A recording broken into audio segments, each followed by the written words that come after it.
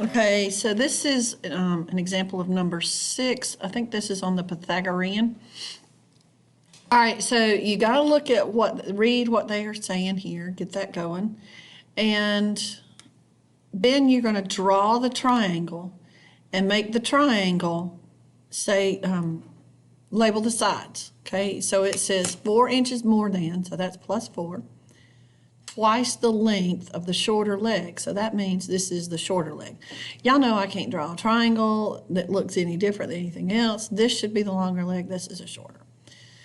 Okay, then it says the hypotenuse is 6 more than, plus 6, twice the shorter. Again, 2x plus 6.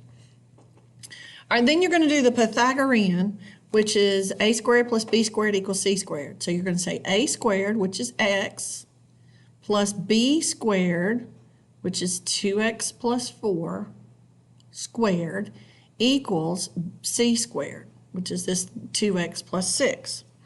Okay, that really means that you're multiplying these by himself twice, okay, by itself twice. All right, now another way to do that, you can do that in the box, plus 4 2x plus 4. Please don't do these in your head because I tried and I made a mistake, and it's so easy to do, especially when you've got a coefficient right here. And then this is going to be 8x, and this is plus 16. Okay, so that means I've got 4x squared plus 16x plus 16. All right, now I've got to go do the other guy as well. So I'm going to take him, 2x plus 6. Oh, shoot, I put a 4 there. That's a 6. That should be a 6. Sorry. And then this is 2x plus 6.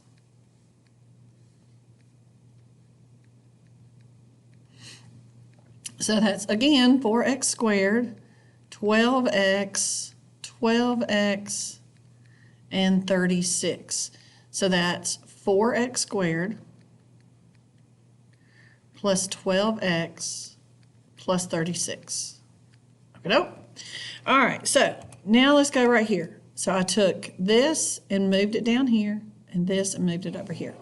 Now I'm going to have to move everything over to one side, and I do that because I need it to equal 0, because I already noticed that I've got an x squared up in there. So when I see that, I'm going to automatically think a quadratic function. All right, so I'm going to subtract all this right-hand side over to the left-hand side. Okay. Then that's going to give me x squared minus 8x minus 20. All right, then I'm going to go and factor that out. If I don't know what the factors are, I can always use the Pythagorean. It will always work. But I'm going to happen to know that the factors of negative 20, I always use the dude at the end, that are going to add up to be negative 8. I know my possibilities of negative 20 are 2 and 10.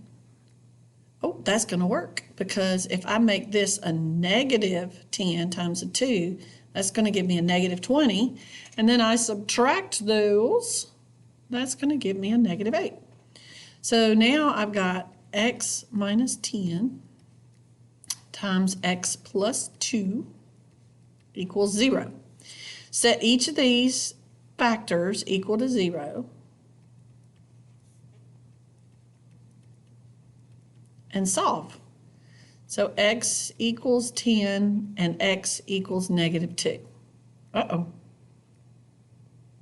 Sadness. Okay, now you've got a 10 and a negative 2, but the length of something cannot be a negative number. So this negative 2 is no good to us. So we're going to say it's 10. Okay? So then we're going to come over here. The shorter leg was 10. The longer leg is 2 times 10 plus 4. So that's going to be 24. And then this guy over here is 2 times 10 plus 6. So that's going to be 26. Ta-da! Okay, that's the way you work that.